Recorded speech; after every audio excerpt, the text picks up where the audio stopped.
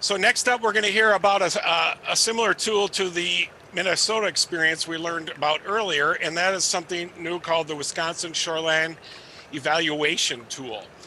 And this is going to be a talk from Alex Delvoye, who works with the Wisconsin Department of Natural Resources, at least for a few more weeks. She has been shepherding the Shoreline Evaluation Tool team through the process of adapting a Minnesota evaluation tool to Wisconsin. And so I am going to show a rebroadcast of Alex's talk from the Northwest Conference a few weeks ago.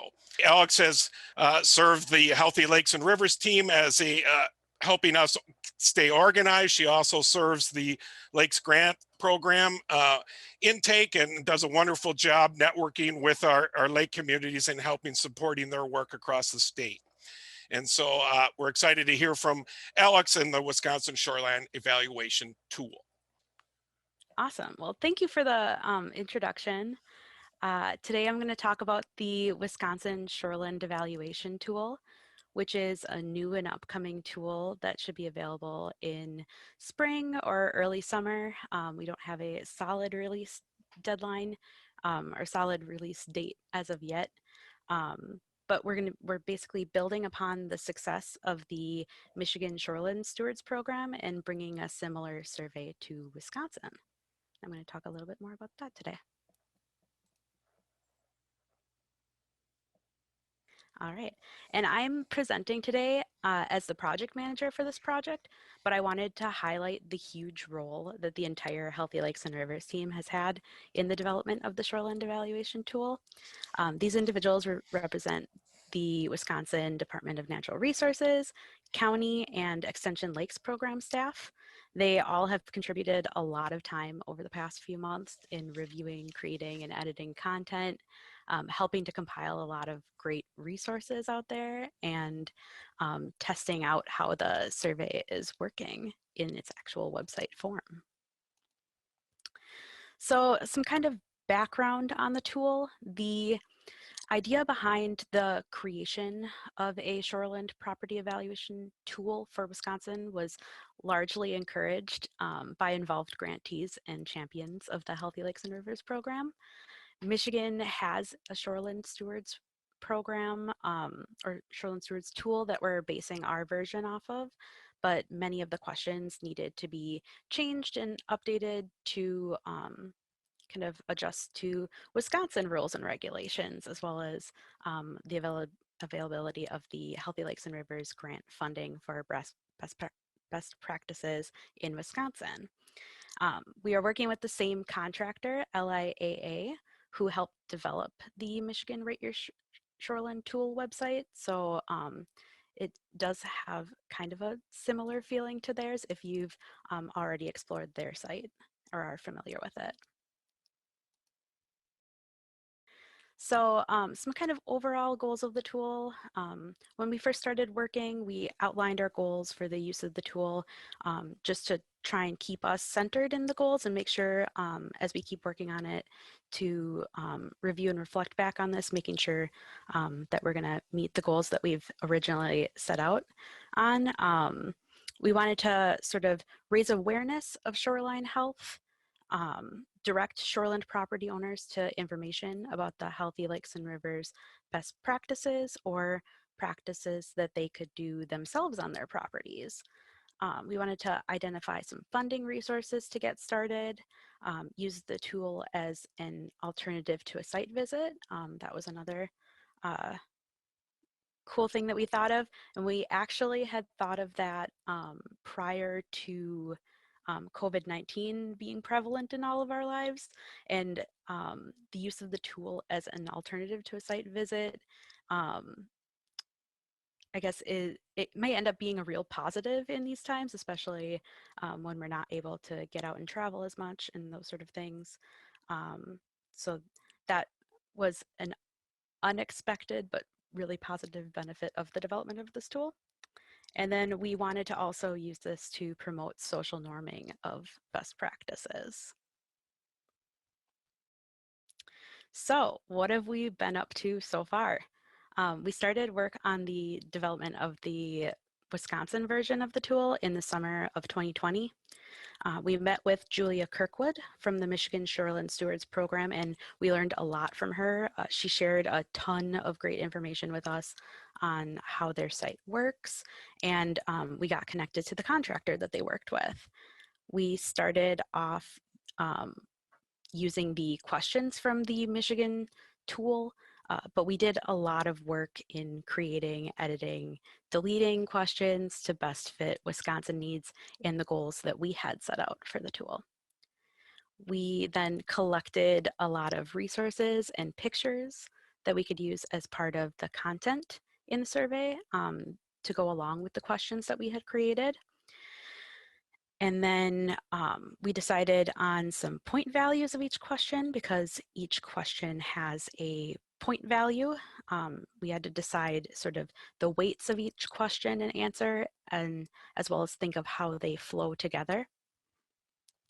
We then developed scoring categories based on how many points someone can get as they work through the survey. And lastly, we entered all of the content into the tool into website form, and we've been working with the contractor to make sure everything is working smoothly.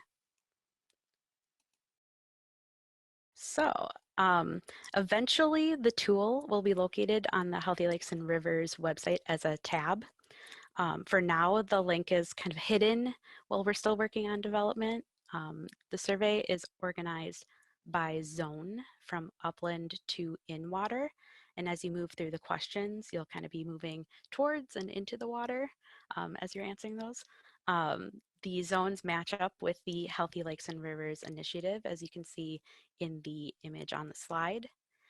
And then each answer has a point value assigned, and as you move through the questions, you can access resources, as well as you will also get some resources at the end of the survey, depending on how you answer the questions. And those suggestions at the end of the survey would be things that you could do, like suggestions of changes or improvements that could be implemented to later raise your score from what it is currently.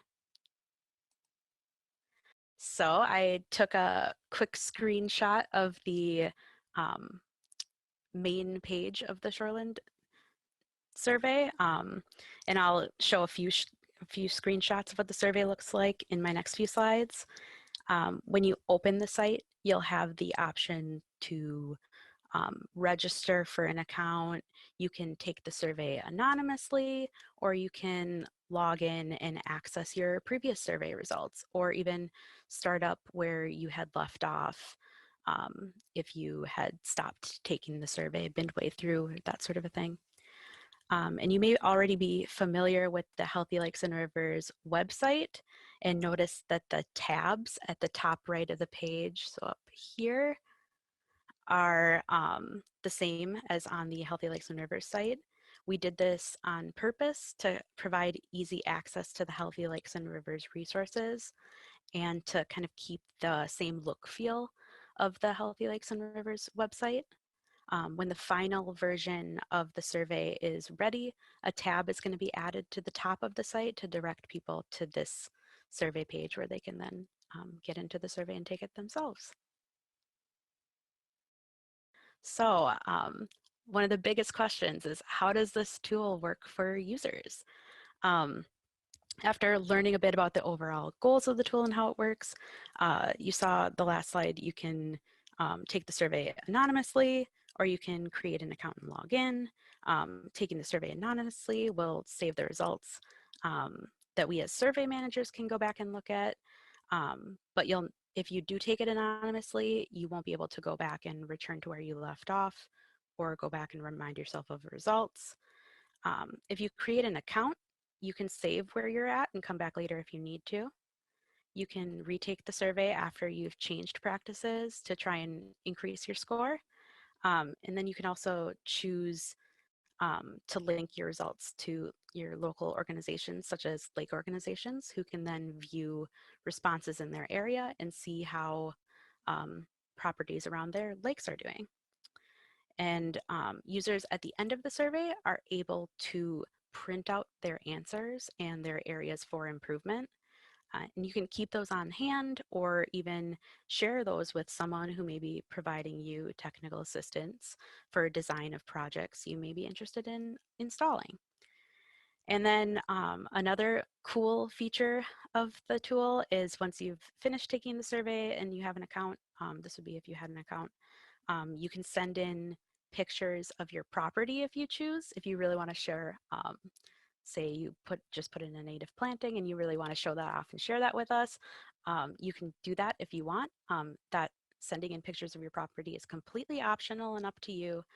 And you do have an option if you want to send in photos, if you would want to allow us to use those photos in future education and outreach efforts or our program promotional materials. Again, you get the option to either allow us to use those photos for education and outreach purposes or not. If you do decide to upload those, that is completely your choice as well too. All right. So this is an example of the look and feel of the tool when you're taking the survey. And this is one of the questions currently in the uplands section of the survey. You'll see a progress bar in green near the top as you move through questions, giving you an idea how many you have left. There'll be some questions that we've included additional resources that pertain to the question, such as this one. You see the blue box at the bottom. For this question, we had some links to resources on lawn care and fertilizer use that pertain to this question about do you ever apply fertilizer on your lawn? And this is another example screenshot, this time from a question in the transition zone. This shows how images can be incorporated into the survey to help illustrate questions. We tried to use images where we thought they were most needed, but we'll be relying on feedback from partners or any of you who are interested to determine if we need to make any changes to add pictures in places where they can better help understanding. We used images to illustrate, at least in this screenshot, we used the images to illustrate percentage of the transition zone that has maintained areas like lawn, beach, and patio, which gives some visual kind of representations of what we're asking about.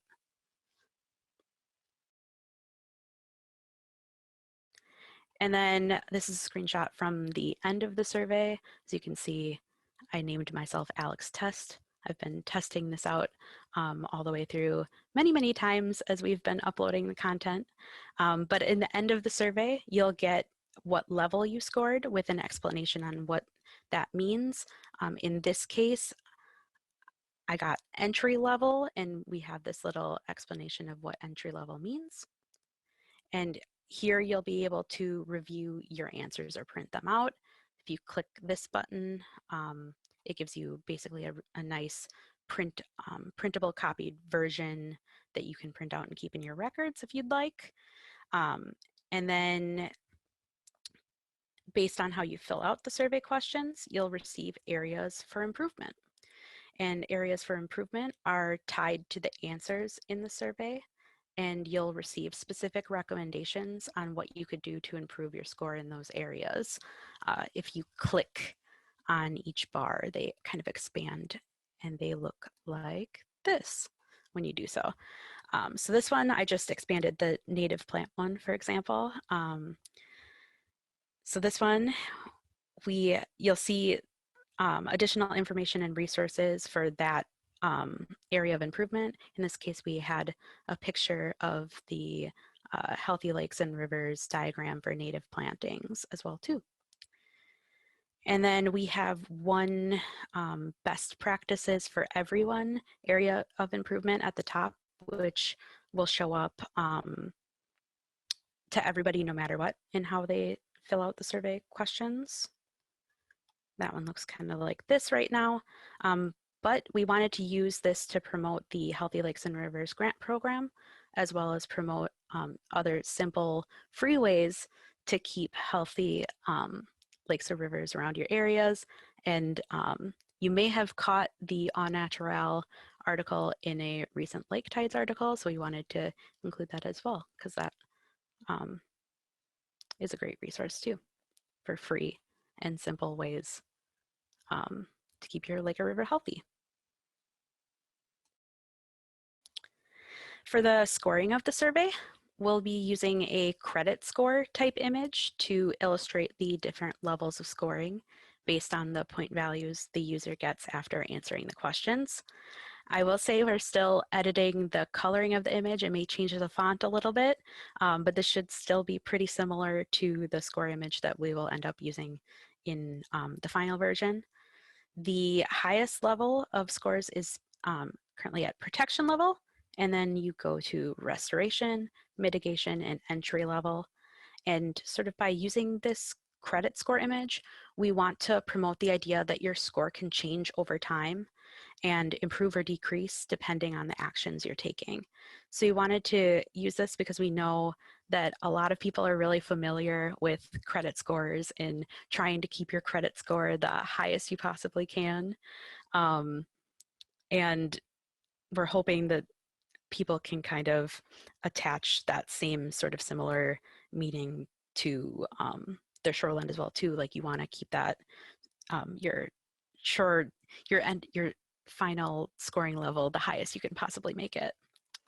And then we also hope it'll spur people to go back to the survey later and try to raise the level that they're at after they've made some positive changes on their property or maybe followed some of those areas for improvement. So how does this tool work for local organizations such as lake or river organizations? For local lake or river organizations to see results from the tool, the survey takers must choose to share their information with the organization when registering for an account.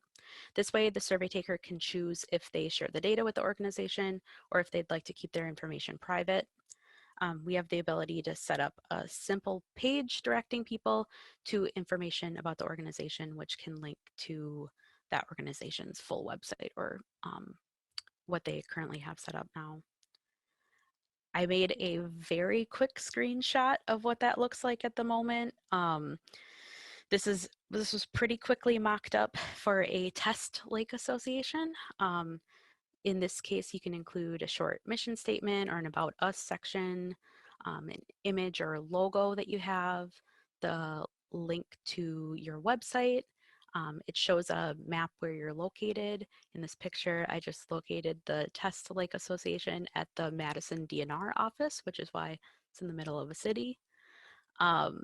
We're still working on the association account setup portion of the survey with the contractor, and we still need to do some testing on this portion at the moment. So I would say as far as where we're at in development of the tool, this part is still kind of under construction, if you want to think of it that way. So what's coming next? So our next big step is testing of the survey by partners, and we hope to start that in the next around like 1 to 3 weeks, so soon. Based on feedback from testers, we'll then need to make adjustment to the sites or content. And kind of depending on the scale of those edits and how complicated they may be, it could take some time to work with the contractor, or if they're more simple, we could go in and do those ourselves. Because of that, I don't have a exact solid release date because it kind of just depends on what the feedback we're going to be getting from partners. But we're hoping that it should be ready this spring or possibly early summer at the latest. Once we have a final version of the tool, we'll get that link posted to the Healthy Lakes and Rivers website and open it up to the public. We'll keep working on promotion of the availability of the tool, and we'll try to get the word out to anyone and everyone who might be interested in taking the survey or using it for their local organization. And there have been several groups already that have been keeping up and checking in on progress as we've been developing the tool. And likely they're going to be great resources in helping to spread awareness of this tool once it's available as well. All right, so taking a step back and looking at the big picture, you might wonder what we could do with the survey data we're collecting. Once the tool is available and we start getting a lot of responses in, we may be able to summarize data statewide and find some takeaways in the data. This could be a few years down the road when we get a lot more survey results in. I think it'll depend on how many people and how far we can spread the word out and continually keep spreading the word about the tool and getting people to take the survey. For lake or river or associations, you may be able to use the tool to engage your user base. This would be useful in helping to promote the Healthy Lakes and Rivers grants and may clue associations into those who could be interested in installing a best practice on their property. Could also be used as an alternative to a site visit or be part of the first steps towards technical assistance in designing a plan for best practice installation. As far as thinking about the community-based social marketing, it can be used to recognize property owners that have high scoring shoreline properties and encourage them to keep doing what they're doing or even make more improvements if they could. And it also helps to normalize best practices and healthy shorelines and promotes best practices in your community. So before I finish my presentation, I want to offer an opportunity to participate and test out the tool yourself. We have a few people already who have signed up to help test it out, but more eyes on the tool will be extremely helpful to us before we release a final product. Getting your input is very important to us. And testing of this tool will give you a chance to provide feedback on the question and answers in the survey. Such as, do the questions make sense to you? Do you notice if we're missing some big topics that we should be covering? We plan to send out instructions that would involve a link to the site as it is now, as well as a survey monkey to help collect that feedback as you're working through the survey. And then I have a super short Google form you can use to sign up to be contacted, and I'll drop that in the chat in a few seconds when I'm done with my slides. That asks for your name, contact info, and your organization if you have one and you're interested in signing up to be part of the testing effort. You can also email me directly if you're interested in that shoreline evaluation tool, because Alex is moving on to a new position in the next couple of weeks. Just know that you can connect with me too if you're interested in more information about the tool. I'd also share that the optimism of this spring or early summer was probably a little early because we still have some administrative roadblocks to work through, and Wisconsin Lakes is helping us do that.